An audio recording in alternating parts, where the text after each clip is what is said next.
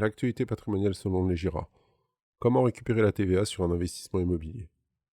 Aussi bizarre que ça le puisse paraître, il est possible pour un particulier de récupérer la TVA dans le cadre d'un investissement immobilier dans un logement neuf. Cette récupération est bien entendu soumise à conditions. Découvrons ensemble comment le remboursement de TVA est possible sur la pierre. Éligibilité au remboursement de TVA sur un investissement. Pour que la récupération de TVA soit possible sur un investissement, il faut déjà que la transaction de vente en contienne. En immobilier, seules les ventes dans l'immobilier neuf sont soumises à TVA. Le taux de TVA applicable, à compter du 1er janvier 2019, est de 20%. Mais ce n'est pas la seule condition à remplir pour que cela soit possible. Vous devez respecter les conditions suivantes de manière cumulative. Investir en loueur meublé LMNP, professionnel ou non professionnel.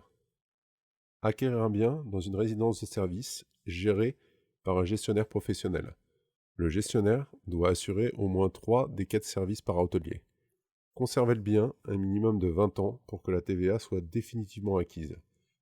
Si cette condition n'est pas remplie, l'investisseur devra rembourser une partie de cette dernière à l'administration fiscale. Ce remboursement s'effectuera au prorata temporis du temps le séparant de la 20e année, soit 1/20 du montant total par année manquante. Cet avantage fiscal est cumulable avec l'amortissement comptable et ou le dispositif de défiscalisation immobilière Censi-Bouvard. Mais d'où vient cet avantage fiscal? La location meublée a été utilisée par les gouvernements successifs comme un outil de régulation économique.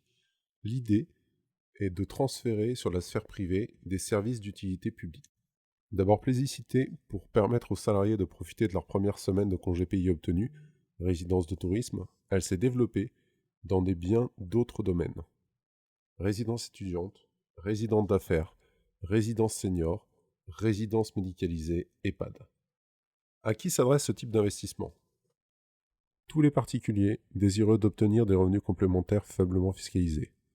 Le fait de récupérer la TVA sur cet investissement permet d'en maximiser la rentabilité.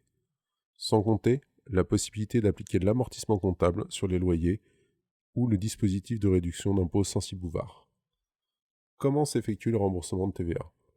Pour que le remboursement de TVA sur l'investissement puisse se faire, il faut tout d'abord procéder à l'acquisition effective du bien en passant chez le notaire.